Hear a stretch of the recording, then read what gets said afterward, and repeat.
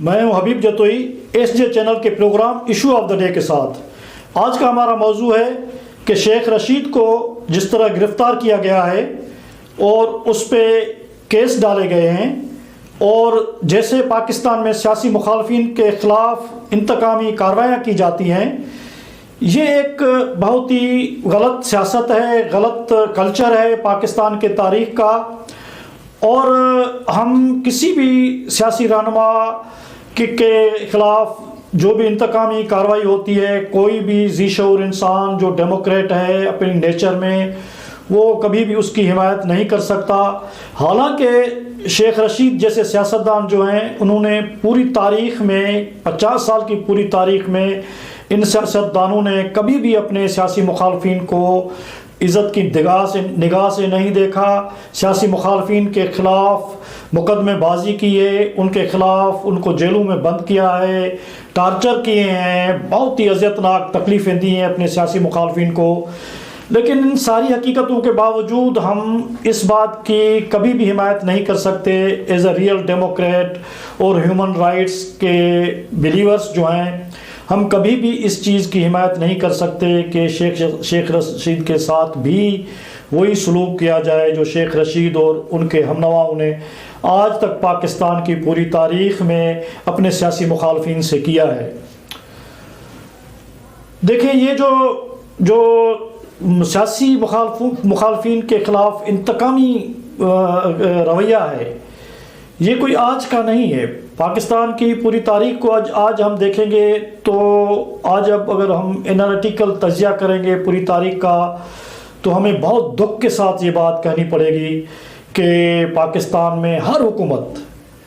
Approximately ہر حکومت، کوئی بھی ایسی حکومت ہمیں نہیں ملے گی جو اپنے سیاسی مخالفین کے خلاف انہوں نے کوئی انتقامی کارروائی نہ کی ہو، سوائے میں کہوں گا، اور یہ کریڈٹ شہید بے نظیر بھٹو کو جاتا ہے کہ اس نے ذاتی طور پہ کبھی اپنے سیاسی مخالفین کے خلاف کوئی انتقامی کارروائی نہیں کی۔ حالانکہ اس کے دور میں بھی کہا جاتا ہے کہ آصف علی زرداری نے یا اسٹیبلشمنٹ نے اپنے سیاسی مخالفین کے خلاف کیا، اور خاص طور پہ آصف علی زرداری کی جو اپنے مخالفین کے خلاف کارروائیاں تھیں، وہ بے نظیر بھٹو شہید کے کھاتے میں ڈالی جاتی ہیں۔ لیکن پرسنلی دیکھا جائے تو بے نظیر بھٹو صاحبہ کے وہ 18 ماہ اور 22 ماہ کی دو چھوٹی سی حکومتیں تھیں، جس میں بے نظیر بھٹو ایک ریئل ڈیموکریٹ لیڈر ہونے کے ناطے اس نے ذاتی طور پہ انتقام کا نشانہ سیاسی مخالفین کو نہیں بنایا۔ باقی تو پاکستان بننے کے ساتھ ہی سیاسی مخالفین کے خلاف جو کلچر بنایا گیا اور جو روایت ڈالی گئی، اور اس روایت اور اس کلچر نے آج تک ہمارا پیچھا نہیں چھوڑا، اور کبھی بھی پاکستان میں اس سیاسی مخالفین کے خلاف انتقام بازی کا وہ جو کلچر ہے، اس نے پولیٹکس کو کبھی میچور ہونے نہیں دیا اور وہ کلچر بننے نہیں دیا جو کسی جمہوری ملک میں، کسی ڈیموکریٹک کنٹری کے لیے، اس کے ترقی کے لیے، اس کے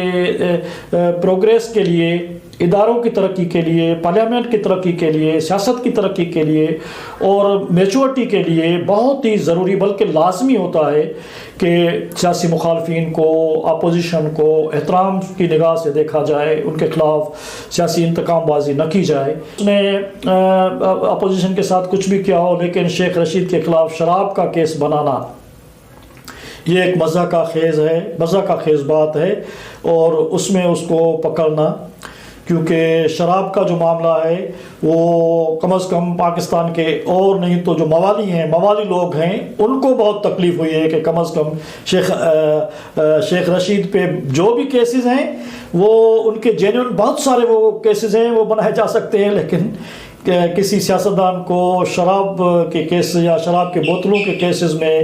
یہ کرنا، یہ کوئی اچھی روایت نہیں ہے۔ تو ویسے تو آپ اپنی پوری تاریخ کو دیکھ لیں، میں مختصراً چھوٹا ذکر کرتا ہوں، صرف پاکستان کی تاریخ کا آپ کے سامنے رکھ رہا ہوں، ناظرین کے سامنے رکھ رہا ہوں کہ آپ کو پتہ چلے کہ ہماری تاریخ میں کیا ہوا ہے۔ پاکستان کی جو پہلی گورنمنٹ جو سیاسی مخالفت کے بنیاد پہ توڑی گئی، اور جو پہلا بڑی لیول کا جو سیاستدان سیاسی مخالفت کی وجہ سے جیل میں ڈالا گیا وہ باچا خان تھا، یہ وہ گورنمنٹ توڑی تھی. یہ بہت علمیاتی بات ہے. اور اس کے بعد جو 50s کا جو بھی سارا آپ پوری تاریخ دیکھ لیں، بنگالیوں کے خلاف اور دوسری جو پولیٹیکل اپوزیشن پارٹیز تھی ان کے خلاف بہت بڑے کیس بنائے گئے، اور یہ ہماری تاریخ کے لیے کوئی اچھا شعور نہیں ہے. تو بنگالیوں کو چھوڑ کے چلو بھائی، بہت سارے لوگ کہیں گے کہ بھائی بنگالی تو پاکستان کے فریم ورک میں نہیں آ رہے تھے تو اس کے خلاف انہوں نے کیا. تو بھائی ان کے خلاف، مجیب کے خلاف، حسین شہید سہروردی کے خلاف یا دوسرے لوگوں کے خلاف جو ہے وہ کیس بنائے گئے. لیکن پھر ہم ایوب خان پہ آ جاتے ہیں، چھوڑ دیتے ہیں بنگالیوں کو، ایوب خان کی حکومت پہ آ جاتے ہیں. تو ایوب خان نے اور فاطمہ جناح کو غدار ڈکلیئر کیا، اور فاطمہ جناح پہ کیس بنایا گیا. اور آپ کو تعجب ہوگا، آج کے نوجوانوں کو تعجب ہوگا، جو تاریخ کو جانتے ہیں ان کو تو پتہ ہے، لیکن جو آج کل کے نوجوان ہیں ان کے لیے ہم بتا رہے ہیں کہ اس پہ میونسپل کے پانی چرانے کا کیس جو ہے وہ فاطمہ جناح قائد اعظم کی بہن کے خلاف پانی چوری کا مقدمہ بنایا گیا. کامرڈ حیدر بگ جتوئی کے خلاف پمفلٹ لکھنے، ہاریوں کے حقوق کی جدوجہد کے حوالے سے اس کو پورا عرصہ جیل میں ڈالے رکھا گیا. اور اس کا قصور صرف یہ تھا کہ وہ سیاسی مخالف تھا اور وہ سندھ کے حقوق کی بات کر رہا تھا، ہاریوں کے حقوق کی بات کر رہا تھا. اس پہ پمفلٹ، ہاریوں کے حقوق کے لیے، کھیت مزدوروں کے حقوق کے لیے پمفلٹ لکھنے کے جرم میں اس پہ بغاوت کے مقدمے بنائے گئے. اور اس بوڑھے عظیم انسان کو پورا وقت، یہ پوری دہائی جو ہے وہ جیل میں رکھا گیا. اور تو اور شیخ مجیب الرحمان جو ہے وہ الیکشن سے پہلے، 70 کے الیکشن سے پہلے کراچی میں جلسہ کرنے آئے، اور نشتر پارک میں جلسہ تھا، اور نشتر پارک کے سامنے جی ایم سید جو تھے وہ اس کی میزبانی کر رہے تھے، اس پروگرام کی، اس جلسے کی. اور حیدر منزل جو جی ایم سید کا گھر تھا، وہاں پہ کامرڈ حیدر بگ جتوئی، بابا سندھ کامرڈ حیدر بگ جتوئی بیٹھے ہوئے تھے، اور بہت سارے دوسرے جو قائدین تھے بیٹھے ہوئے تھے. تو حیدر منزل کا گھیراؤ کیا گیا، نشتر پارک کا گھیراؤ کیا گیا، اور پولیس نے آ کے کہا، جو پولیس اتھارٹیز تھے انہوں نے کہا کہ یا تو آپ جلسہ کریں گے یا ہم جو ہے وہ حیدر بگ جتوئی کو گرفتار کر کے لے جائیں گے. پھر وہاں سے حیدر منزل سے حیدر بگ جتوئی نے مجیب الرحمان کو کہا، جی ایم سید کو کہا، اور سب لوگوں کو کہا کہ آپ جلسہ کریں، میری خاطر آپ جلسے کا پروگرام ختم نہ کریں. اور اس نے بیچارے نے گرفتاری دی اور اس بڈھے آدمی کو پولیس ٹارچر کرتی ہوئی، لاٹھیاں مارتی ہوئی حیدر منزل سے گرفتار کیا اور اس گاڑی میں، پولیس کی گاڑی میں لے کے گئے. اور سیاسی مخالفین کی حالت یہ تھی کہ حیدر بگ جتوئی اور ان کی سندھاری کمیٹی جب جلسے جلوس کرتی تھی، الیکشن میں جاتے تھے، تو ان پہ جو جاگیردار ہوتے تھے اور حکمران کے، ایوب کھڑو کے اور دوسرے کے جو اتحادی، سیاسی اتحادی ہوتے تھے، وہ ان کے کیمپین میں ان پہ ٹارچر کرتے تھے اور ان پہ کتے وغیرہ چھوڑ دیتے تھے، جیسے ان کو وہ کھائیں اور ان کو کانٹیں. تو ایسی صورتحال ان کے ساتھ کی گئی. یہ ایوب خان کے دور کا پورا جو اپنے سیاسی مخالفین کے خلاف رویہ ہے. بلوچوں کے خلاف آپ دیکھ لیں ایوب خان کی گورنمنٹ نے کیا کیا. فاطمہ جناح کی حمایت کرنے کے لیے کی وجہ سے نواب خیر بخش مری، اور جو ہے وہ بگٹی صاحب اور دوسرے بلوچ رہنماؤں پہ جو اس کے چیف ایجنٹ تھے یا فاطمہ جناح کی حمایت کر رہے تھے، تو ان کے خلاف وہ غداری کے مقدمے بنائے گئے، ان کی ملکیتیں ضبط کی گئیں، صرف اس وجہ سے کہ وہ ایوب خان کی مارشل لا ڈکٹیٹرشپ کی خلاف ورزی کر رہے تھے. یہ تو مارشل لا ڈکٹیٹر کی بات ہو گئی.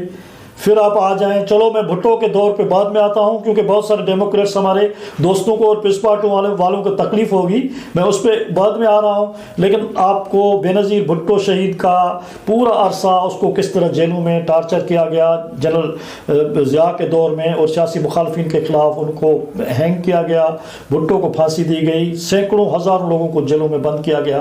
اور ڈیموکریسی کے رائٹ اور ہیومن رائٹس کے مطالبوں پہ لوگوں کو پٹکے مارے گئے، لوگوں پہ سندھ میں تو بہت سارے گاؤں پہ بمبارڈمنٹ کی گئی، یہ سیاسی مخالفین کے خلاف جنرل مارشل لا ڈکٹیٹر جو ضیاء الحق تھا اس کا رویہ تھا۔ پرویز مشرف نے کیا کیا آپ کے سامنے ہے، بے نظیر بھٹو کی شہادت کا واقعہ،